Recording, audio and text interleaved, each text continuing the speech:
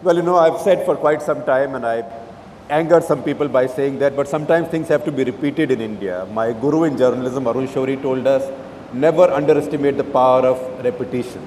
Because people are thick skinned, they tend to forget things, keep on repeating a mantra. And one of those mantras is that our political discourse is caught in a strange, very Indian ideology, which I describe as povertarianism, and which means that poverty is my birthright. It's my birthright, but you shall have it. So our politicians run their politics by developing this great vested interest in keeping people poor and in persuading them to feel sorry for themselves. And which is what, the two gentlemen we have here and like many of you have challenged, because many of you have come out from real India. Mr. Murthy will remember, I think about 4 years back, you invited me to speak on your annual day in Bangalore. And I asked for a show of hands. And what's the question I asked? I asked, how many of you in this wonderful group of richest, most progressive, most successful Indians went to an English medium school? Not even 10% hands went up. I asked, how many of you went to a sexy school or college like Doon, Stevens, Loyola? Not even 5% hands went up. And then I asked, how many of you went to an IIT? Not even very few hands went up. That shows that India is now rising from where Indian politician has been getting his votes by exploiting their povertarian thought. So there is change, and all of you represent change, and these two are change leaders. But let me ask you a question. The idea of Nano came from the Tata Group, which is a well-established group with research and development enterprise. It's been 10 years since Infosys was listed on NASDAQ. How come, do I get a sense that, one, there's not been an Infosys class startup since Infosys? There hasn't been a big idea like Nano from any other house in so many years. Is there an entrepreneurial drought in India? Drought.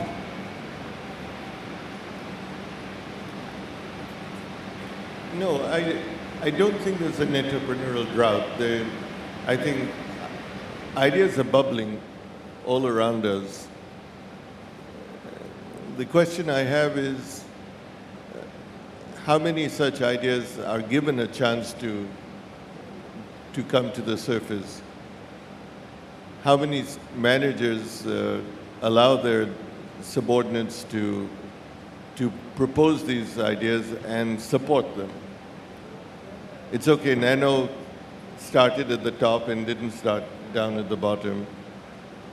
But how many good ideas actually see the light of day because either financial institutions or venture capital segments do not exist, or banks don't consider them bankable, or we go through this phenomena that you hear so much in India, that this is the way we've done it for 25 years, that's the way it's going to be, or has this idea been successful elsewhere in the world? And when that disappears and we start to be really creative and supportive of creative ideas, I think we will see much more of this. I don't think that there's a drought of good ideas in this country.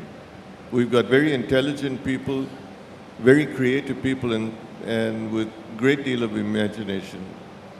Again, do they have an equal opportunity? I don't think they do. Mr. Murthy, are you worried about this drought of entrepreneurship? And is that one of the reasons why you've now set up this fund to provide money for some new ideas? No, I am not worried about this drought of entrepreneurship. It is true that my sector, which was started first by the Tatas, TCS was the first company to get into this sector, then Infosys, then Wipro and Satyam and many others came in. This sector is perhaps saturated. But there are many others where entrepreneurs have come out with wonderful ideas. There are many other sectors of the economy. We have Bharti in the last 10 years.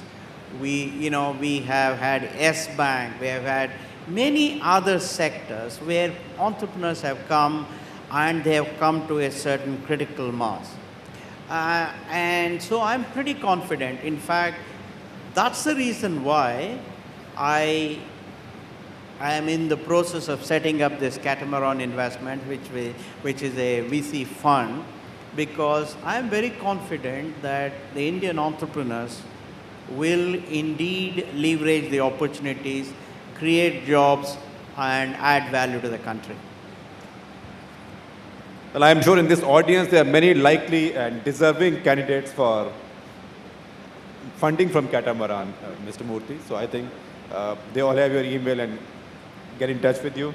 Now, talking about new ideas and entrepreneurship. The hot new thing now is climate change. We've had some kind of an agreement in Copenhagen. Are your groups respectively looking at climate change, energy conservation, alternative energy? Are you looking at those areas as new avenues of entrepreneurship, Mr. Murthy?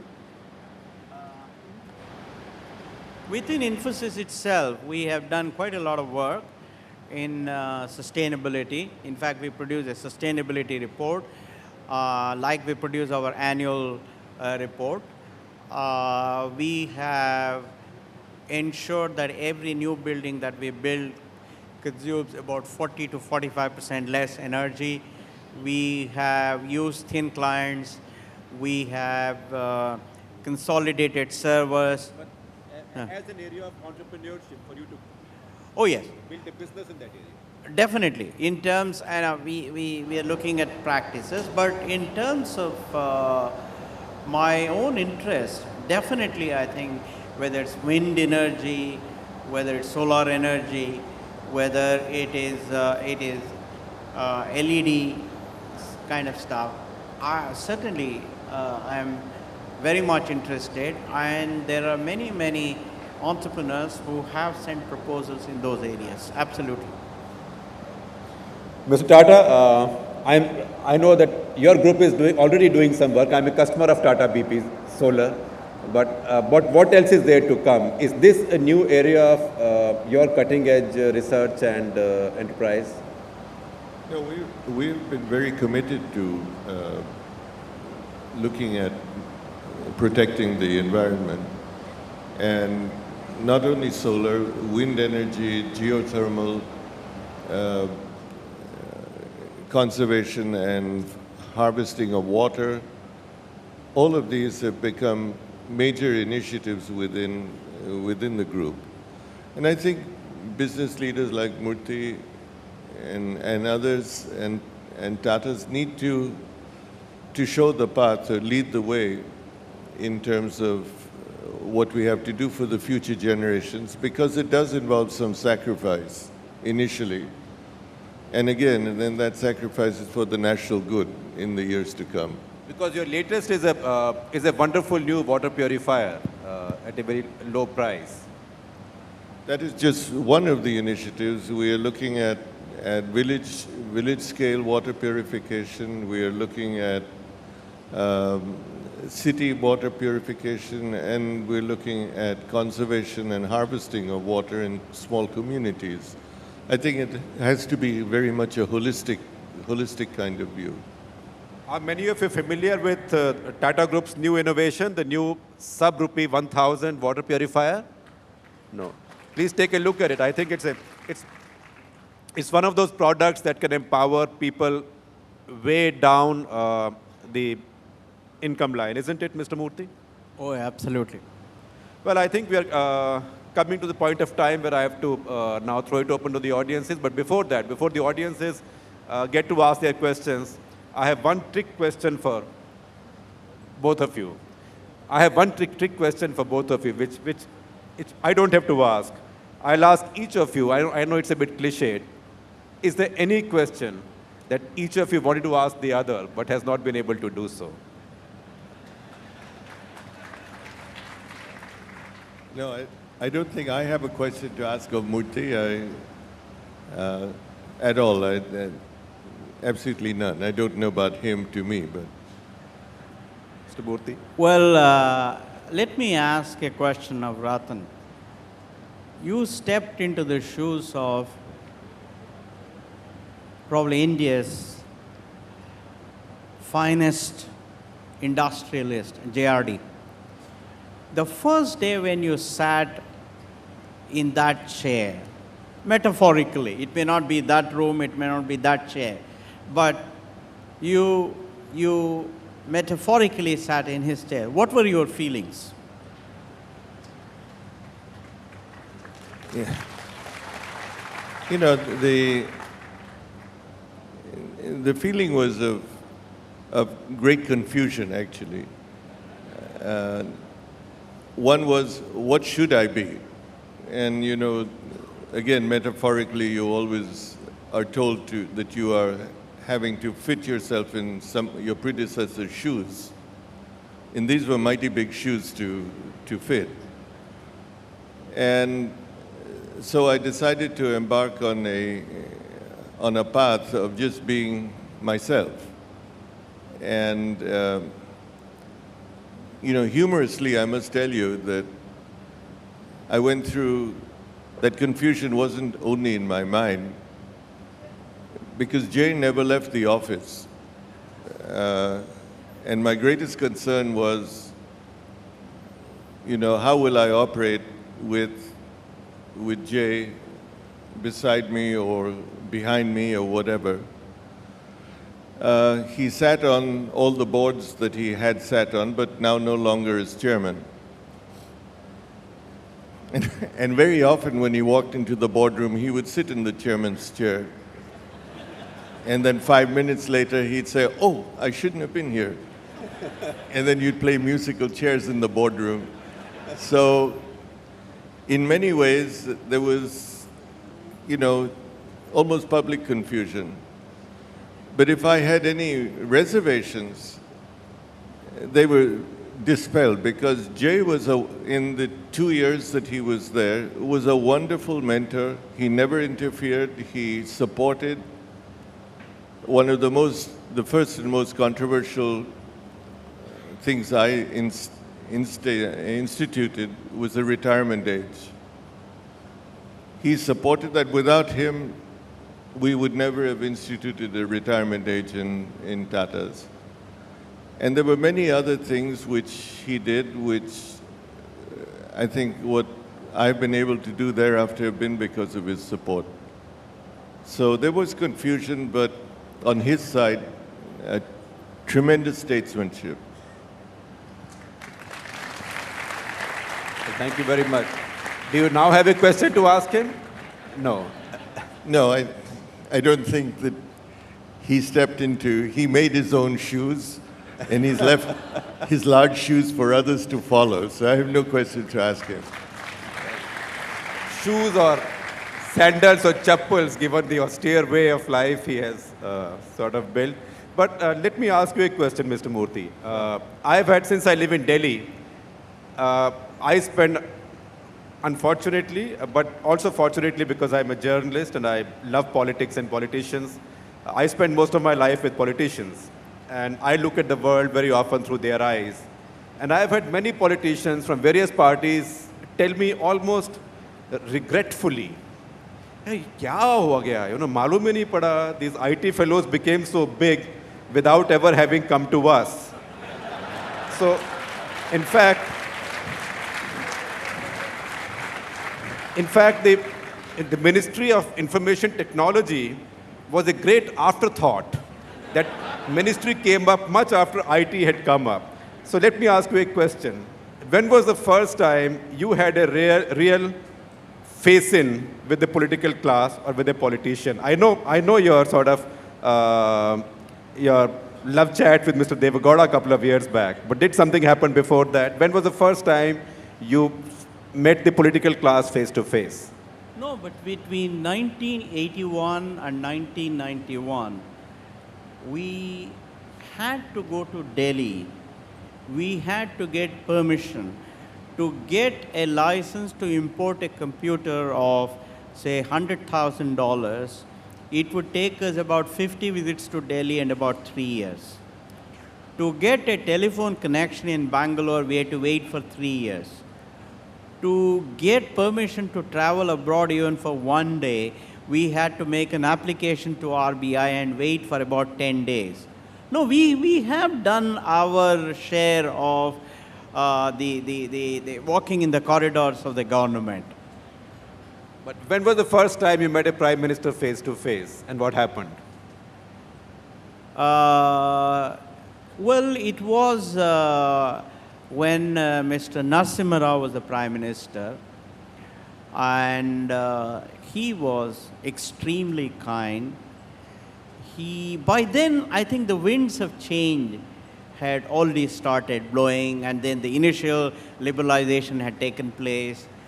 And he was full of appreciation. He was, as you know, a very intelligent man, extremely intelligent man, very erudite.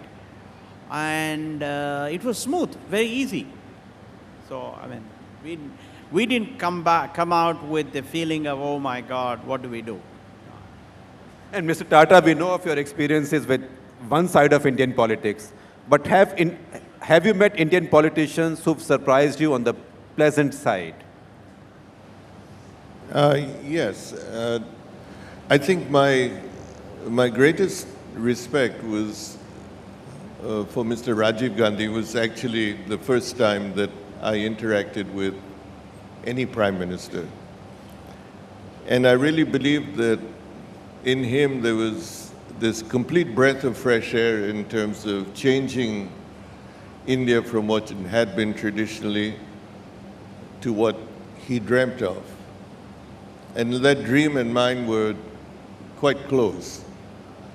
And I believe if he had come back to power, he had learned what he perhaps should not have done, and it would have been quite an interesting period. I also interacted with Mr. Narasimha Rao, who, as Murthy says, was a very astute person. It was a pleasure to deal with him. And I think that has been a sort of summit of my interactions. I have a great deal of respect and regard for Dr. Manmohan Singh, with whom I have interacted, but not as much as I had with Rajiv, with whom I had interacted perhaps to the maximum. Well, thank you very much. Before I turn to the audience, I will tell you my little experience with Mr. Narasimha Rao as well, who I think was one of the cleverest politicians from any party that you've met, and a patriot. I asked him once on camera, on Walk the Talk, which is my show, I asked him to tell me the history of economic reform in 1991. And he said there were all these problems and you had to make a U-turn from whatever we had believed in the past. And then he said to me gravely, but bhai, India mein aap U-turn nahi kar sakte hain. So I said, so how does Narasimha Rao make a U-turn without anybody figuring that he's making a U-turn? And he said, bhai, suppose you make everybody think that the ground under you is moving. So he was a politician of that kind. But let me also tell you something else about politicians and how politicians differ from others. Because and that proves the point that in 1991, Narasimha Rao was a politician and Dr. Manmohan Singh was not. Because Narasimha Rao said to me, I told my party, don't attack Manmohan Singh. He's not a political person. You attack me. I will take the flak, let him do his thing. But quite innocent of this, Dr. Manmohan Singh told me, again on record, that Narasimha Rao told me that you are doing this, I'm a political person, I can't take this risk. But you are not a political person, so I can put the risk on you. So if it fails, I will blame you and you will have to go. So that gives you a good example of how politics functions and how Delhi functions vis-a-vis entrepreneurs like these two gentlemen here and all of you. So on this note, I'll leave it to the audience. My question to both the gentlemen, to Mr. Ratan Tata and Mr. Narayana Murthy. Recently, we see $1 trillion company going down the drain with risk taken by somebody. I'm sure both of you are heading the empire. It must be on your mind. What should be done in an entrepreneurial, in an enterprise to avoid this thing? Is there any anti-greed management policies which we can run? or is some kind of a control check balance? I would like to see from that. Which company are you talking about? In a global financial meltdown, you see a $1 trillion company going down the drain in 5 minutes' time. So obviously a wrong decision taken. As a person who's heading in a big empire, I'm sure it must be back of her mind as a concern for the safety and sustainability of their organizations and enterprise. So what sort of thing they would like to do to see that thing doesn't happen like this to their empire?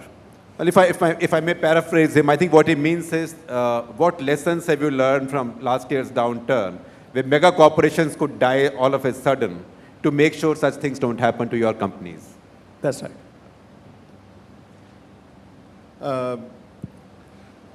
I think there are some lessons that one learns that relate to the manner in which a company operates. And there are a lot of things that you cannot learn because they just happened in juxtaposition of time. I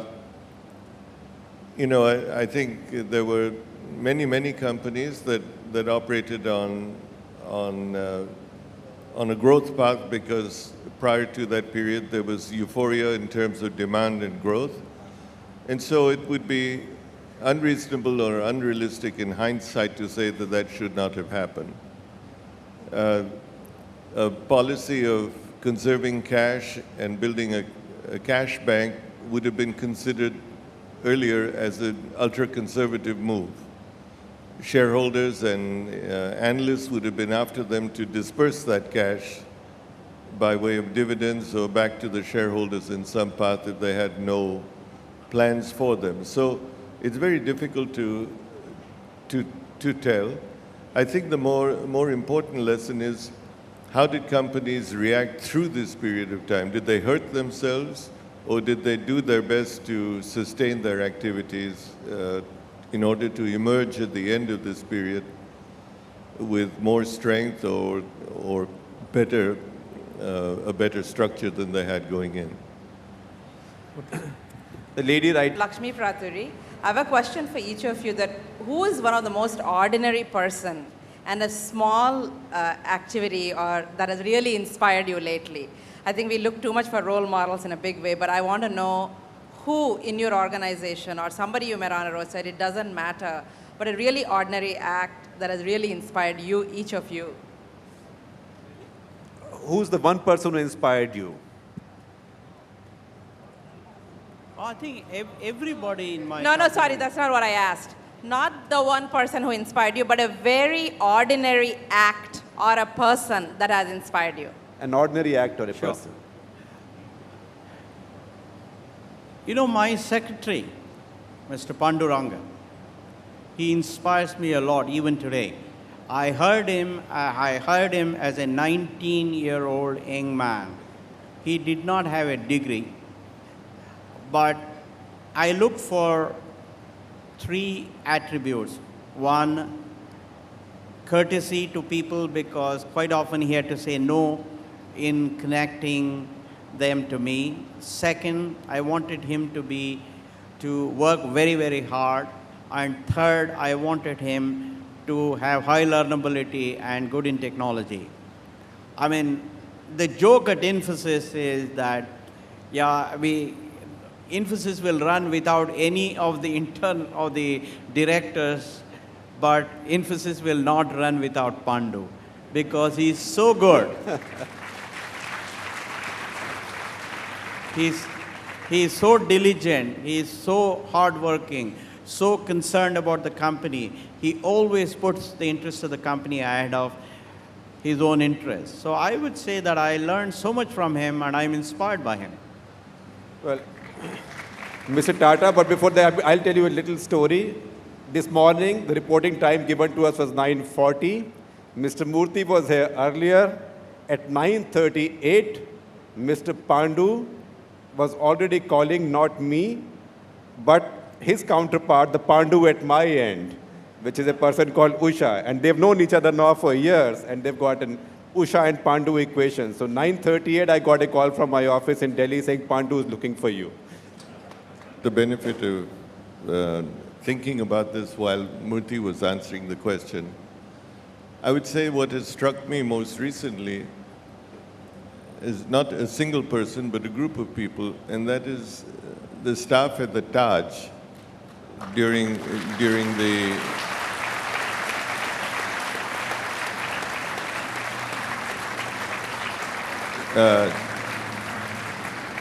during the terrorist attack. Because there was no structure, no one was prepared for what there was. I don't think that anybody could have done better than what these people did on their feet, moving guests through the kitchen, getting them out, and dealing with them, and some lost their lives in the process. These were ordinary people, people who had no great degrees behind them, and they provided leadership, courage, and in some cases gave their lives for them. I think the tribute should go to them because they were the ordinary people that did. I think there are so many hands and there's so little time that I have to go on the basis of left, right, and center. So I'm turning a little bit right. Young person there in the middle. That. No. I think the lady. Okay, great. I'm Vani Kola. I run a venture capital firm here in Bangalore. But before that, I spent much of my career in Silicon Valley as an entrepreneur. So I have a question relevant to that. I know that both of you would agree that entrepreneurship is the great wealth creator. And being that, what are you, and entrepreneurship requires role models and inspiration. So what are you both willing to commit or consider doing in an informal or formal way with the young upcoming entrepreneurs of India? I think that requires a long answer. Or? Well, in terms of how certainly I want to encourage entrepreneurs is through the VC fund that has been started. Thanks to our luck, thanks to God, we have been able to create 100,000 plus jobs in Infosys. But then I realized that if I want to add further value, the best way is to do that through entrepreneurs because each of them can create so many jobs. And that's how this VC fund will hopefully help. Want to pass it on? You want to answer it or pass it? No, I think I have perhaps an advantage in some of our companies like Tata Motors, which have a history of fostering young entrepreneurs in the supply chain as vendors to go into small businesses, and much of the auto industry, in fact, is supported by entrepreneurs who have gone into various businesses. On the high-tech area, I fully agree with Murthy that we need a component of venture capitalism and risk takers who, in fact, encourage young entrepreneurs. And all of us need to take some leadership position in making that happen. Well, I think I'm getting many. We need to spend the whole day doing this. I think I will take one question here. I've been told to limit to one, but maybe I'll allow two more, but very short ones. So this, the young lady there, and one from that corner. I am Venkatesh. I am the CEO of a Vada Pav company. And we managed to get a back-end partner, American joint venture, to make Vada Pavs on a fully automatic plant. We managed to get stores on the footpath of Mumbai, the RA kiosk, as a retail outlet. Our entire project was supposed to be a social entrepreneurship product, education, employment, and entrepreneurship. What's the question? The question is, the moment we said social entrepreneurship, education, employment, and entrepreneurship, some political parties took the agenda and they said, we also want to get into the Vada Pav business. And we have to withdraw our business from Mumbai. And when I asked the venture capitalists, what do we do now? They told me, Ratan Tata had to withdraw Nano from West Bengal. आप छोटे से आदमी हो, आप मुंबई से आप withdraw कर लो, आप क्या करोगे? I wanted Ratan Tata's comment on this. I can't comment on your situation. I can only comment on mine, and that is in the public domain. I went into West Bengal very hopeful of being able to contribute to the industrialization of that part of the country. And circumstances led me to take the decision to leave. I'm sorry that we had to take that decision. At the same time, I think that was inevitable. I hope West Bengal does things to encourage entrepreneurs to exist in West Bengal and not to drive them away as they did in previous years. Somebody get the microphone there, please, quickly. I think microphone has to travel much faster. So we've really stretched our time. But I am exploiting the goodwill of my two panelists. Otherwise, I would have been thrown out already.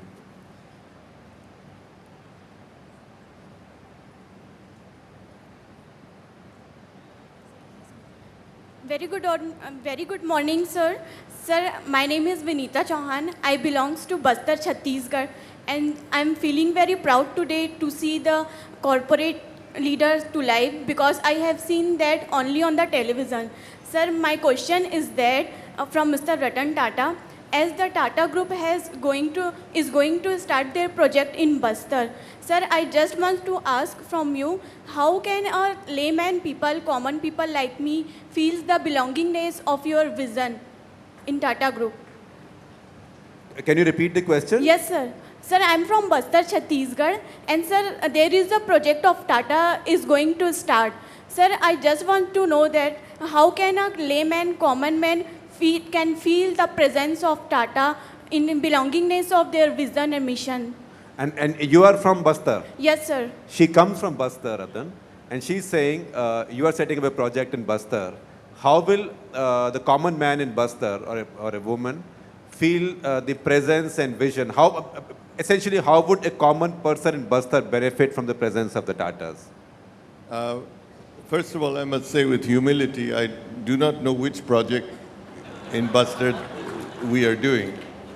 I presume it's a steel or mining project. Sir, it's related to steel, sir. But if you had a project in a tribal area, which is mineral rich, what would people get from your project? Whatever it may be, I would hope that the people of Bastar would feel that we are a responsible corporate citizen doing something for the communities around them, and a common person would, I hope, have the benefit of the rural reach and the education process and medical things that we do in the regions around where we operate. Thank you, sir. Hi, good morning, sir.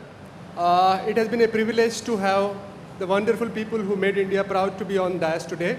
I have one specific question for Mr. Murthy. After giving the leadership to the IT industry, you have started venture capital fund.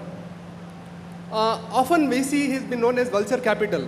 So how you are going to be different than other venture capitalists who have been in this trade for a very long time? Thank you, sir. Well, it has been established world over that the ability to nurture an idea by providing initial confidence through finance, and as importantly, through connecting the entrepreneur with key employee network, with key customer network, spending time with the entrepreneur in guiding him or her, in making sure that he or she indeed achieves the objective, is, in my opinion, an extremely important, valuable activity. Just because some people call it vulture capital, it doesn't become, because finance part is only one aspect of it. The major aspect is guidance, The major aspect is connecting with key employee network, connecting with key customer network, providing wisdom, providing mentoring, all of that.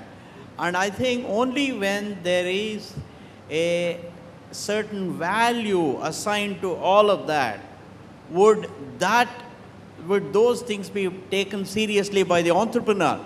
If you give it free, let me assure you that no entrepreneur will take that seriously. So that is the reason why venture capitalists assign a certain value and take initial equity in the company. If the company fails, then the venture capitalist doesn't get anything. In other words, he is taking risk. So when you look at the risk-weighted value of that opportunity, then it works out that it is a reasonable return. The last question from my extreme left. Thank you so much, Mr. Shekhar. This is Monisha from Prompt Personal, and it's a question for both the gentlemen on the dais, Mr. Ratan Tata and Mr. Murthy. Sir, this is a simple question and a very short question.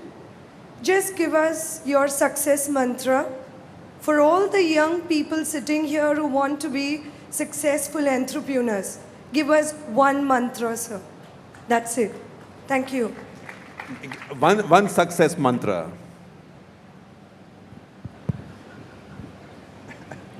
With fear of being facetious, I would say good luck is an important element. Mr. Murthy.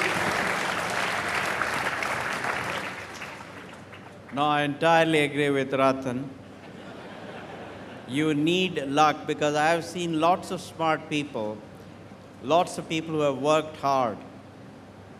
They haven't been blessed.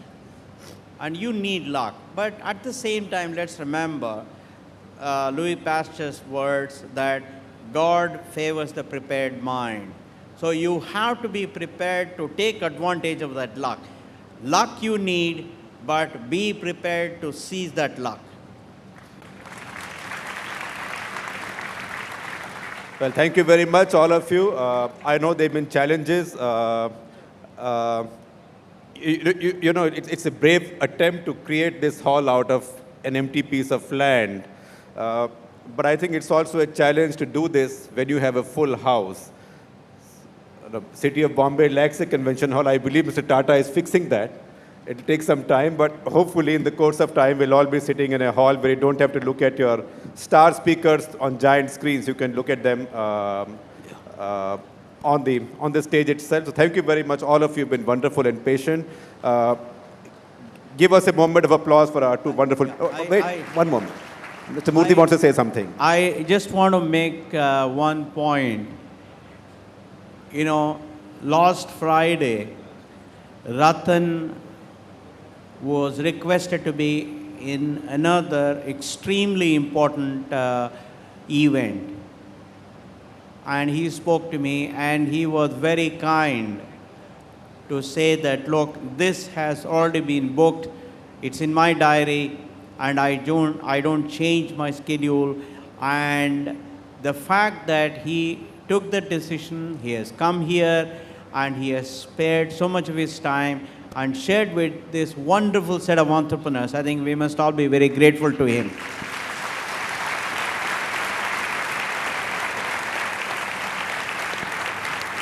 Thank you very much. I would like to request Mr. Tata, Mr. Murthy, and Mr. Gupta to remain on stage, please. As one of the world's largest not-for-profit organizations, TIE has played a pivotal role in fostering entrepreneurship. With 53 chapters across 11 countries around the globe, the organization fulfills its mandate through education, mentoring, and networking. We now invite Mr. Suren Duthia, CEO of TIE Global. Mr. Suren Duthia.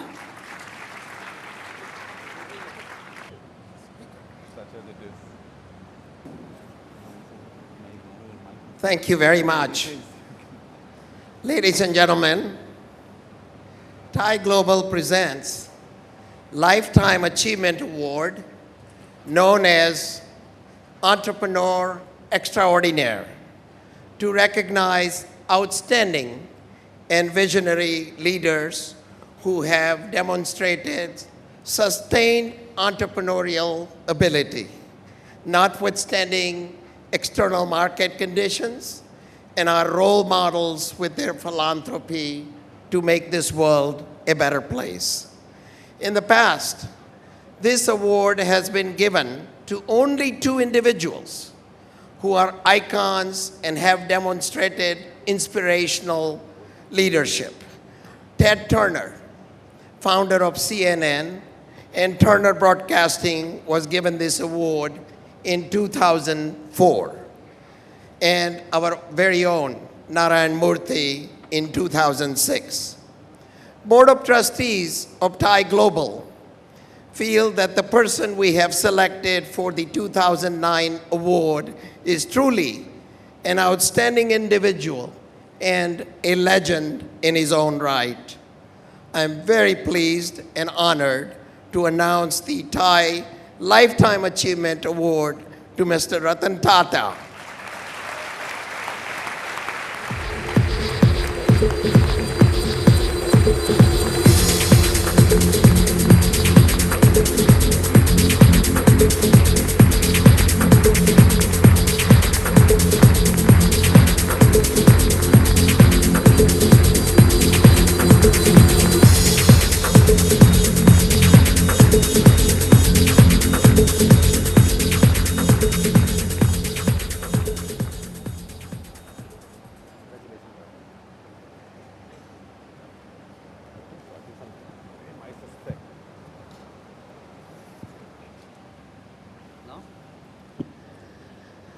Ladies and gentlemen, this particular award was given to Mr. Tata because of his great many accomplishments.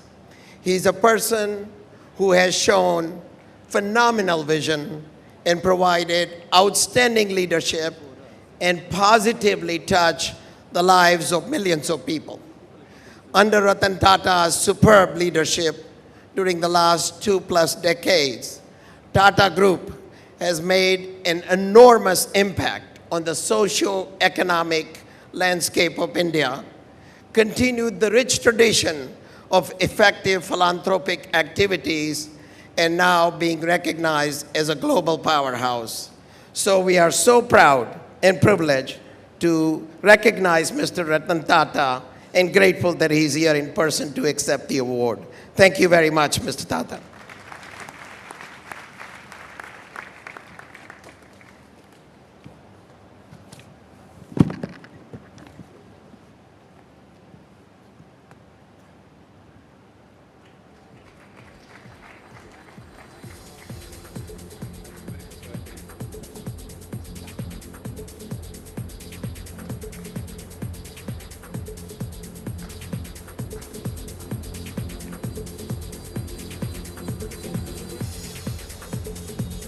I would like to kindly request the media to please stay away from the main stage.